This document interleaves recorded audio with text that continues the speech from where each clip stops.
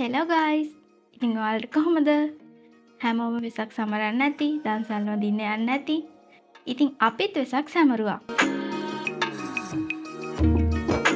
මුලින්ම ඔයාලට මේ පේන්නේ අයියා ලොකු නෙළුම් මලක් හැදුවා.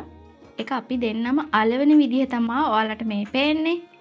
ඉතින් අපි දෙන්නත් එක්ක අපේ අලුත් ගෙදර පළවෙනි පාරට තමයි මේ වෙසක් සමරන්නේ. ඉතින් ඔයාලට කියන්න ඕන විශේෂ දෙයක් තමයි අපි මේ වෙසක් කූඩුව හැදුවේ අපේ අප්පච්චි වෙනුවෙන්. එයාට ඒ පින ලැබෙන්න කියලා හිතාගෙන තමයි අපි මේ වෙසක් නිර්මාණය කරේ. ඔන්න ඉතින් මේ නම් වෙසක් දවසේ උදේ අපි දෙන්නත් එක්ක විහිළු කර කර ওই විදියට වෙසක් කූඩුව එළුවා. නේ කොටයිනේ. වැටෙයි ඈ. අවුලන්න. උස්සන්ට වෙයි ටිකක් වැඩිපුර. ඉතින් අපි දෙන්නත් එක්ක උදේවරුවේ දන්සල් 2-3කටත් ගියා. ඔන්න ඉතින් මේ එදා හවස් වරුවේ ලයිට් එහෙම දාලා පහන් ටිකකුත් පත්තු කරලා අපේ ගෙදර ලස්සනට වෙසක් තිබුණු විදිහ තමයි ඔයාලට මේ පේන්නේ.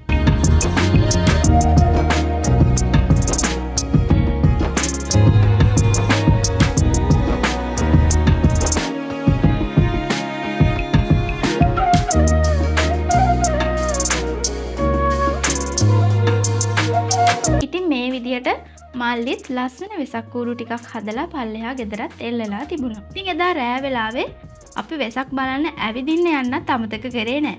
ලස්සන වෙසක් කූඩු මේ විදියට තොරන් එහෙමත් ගොඩාක් තිබුණා.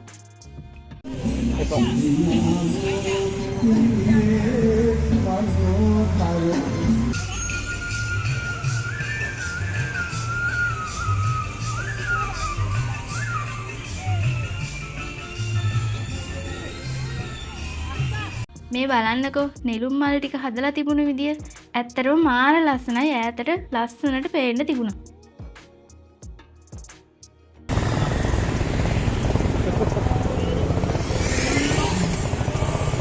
ඊළඟට අපි නුවර මාකට් එකේ තිබුණු තොරණ බලන්න ගියා.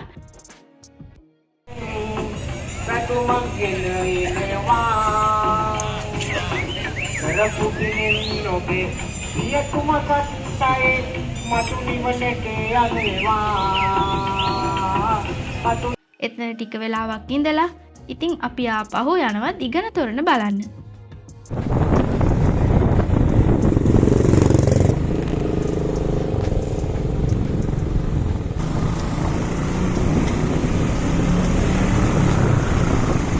ඉතින් දිගනට යනකොට පාන් දන්සලක් තිබුණා.